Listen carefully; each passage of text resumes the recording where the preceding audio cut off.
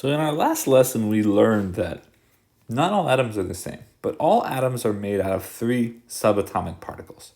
And those three subatomic particles we learned were protons, electrons, and neutrons. And we learned that protons have a positive charge, electrons have a negative charge, and neutrons have zero charge. And we learned also that the structure of the atom is such that there is a nucleus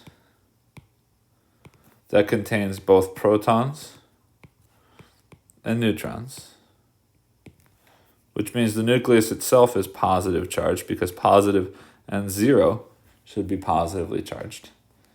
And then around this nucleus, we've got electrons moving around. And those electrons, as we said, are negatively charged. And they're much, much, much, much smaller and less mass than the protons and neutrons.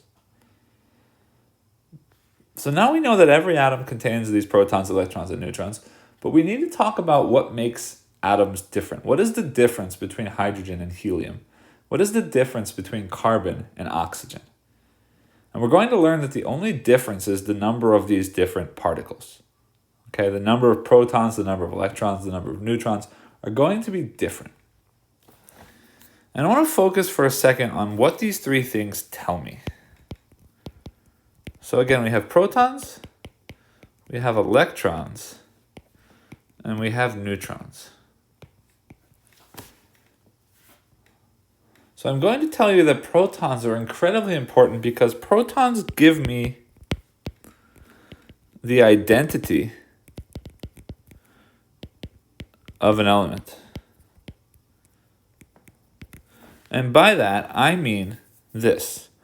All atoms of a single element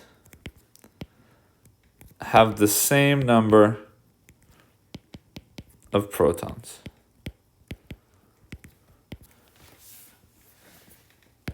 So if I have an atom of hydrogen, it will always have one proton. Always. If I have an atom of carbon, it will always have 6 protons. Always. These numbers will never change. And it's also important, I'm not going to write this down, but you should be able to understand this, that each element has a unique number of protons.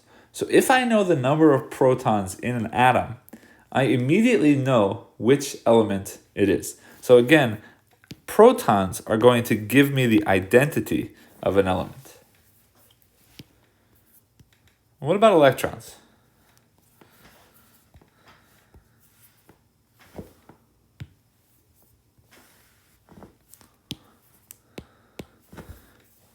Electrons are actually going to tell me how the atom or how the element reacts in a chemical reaction. Okay? Electrons are responsible for chemical reactions and also for properties. And we'll learn a lot more about this later on. We're not going to talk about these reactions or these properties right now. But I will tell you that the electrons are very much responsible, or they are in charge of, all of the chemical reactions that are happening with an atom. So the number of electrons and the location of the electrons is going to be very important when we start talking about properties and chemical reactions. And then we can talk about neutrons. Neutrons don't really do much, at least as far as we can see. They're not very important. Neutrons are basically just extra mass in an atom. Now, the number of neutrons is important because a certain number of neutrons will maintain stability. It will make the atom stable. If I have not enough neutrons or I have too many neutrons, our atoms won't be stable. And that's because the protons and the electrons, that positive and negative charge, are interacting.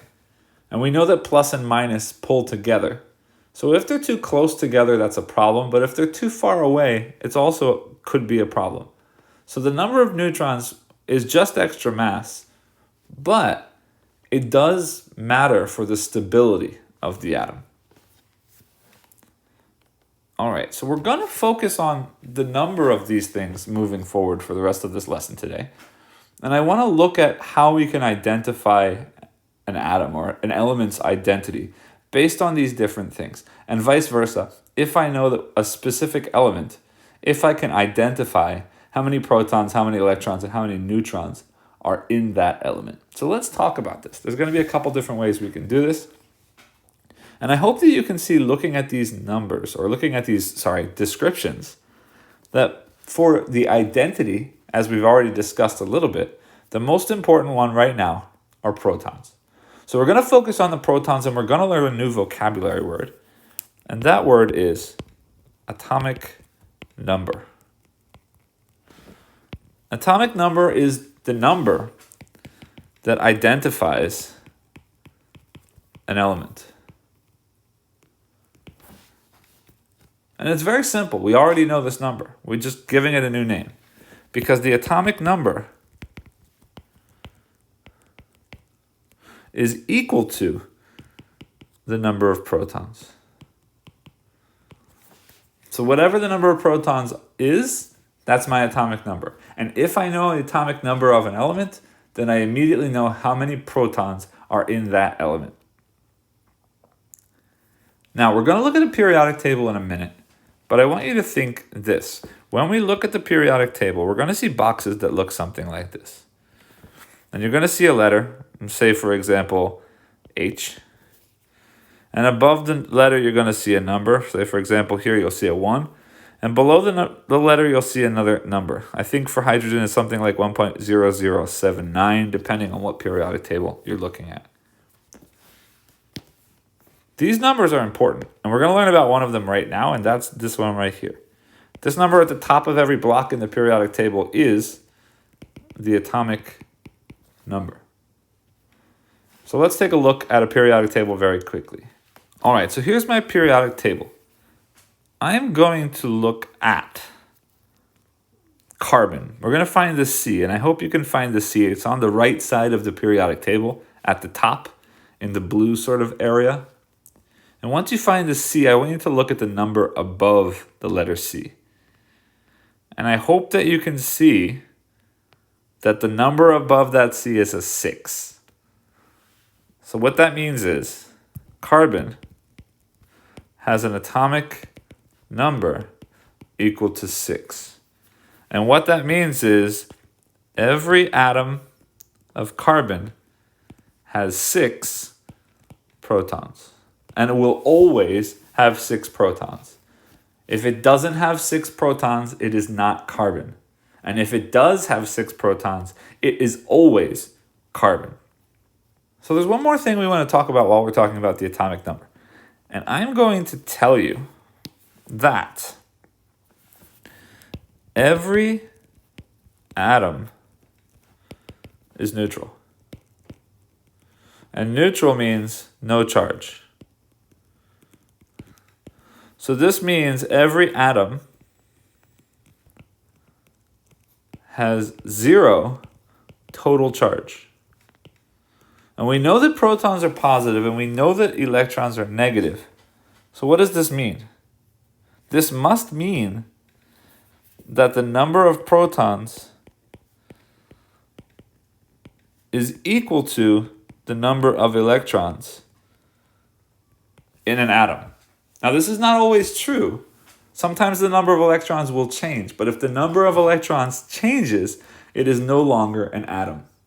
In every atom, means every neutrally charged atom, the number of protons must equal the number of electrons. And we know that the number of protons is called our atomic number. So that means in this case, the number of electrons should be the same as the atomic number. This is not an equal, but they should be the same. So that means if carbon has an atomic number of 6, it's going to have 6 protons, and it means it will also have 6 electrons. All right, so answer a few questions down below.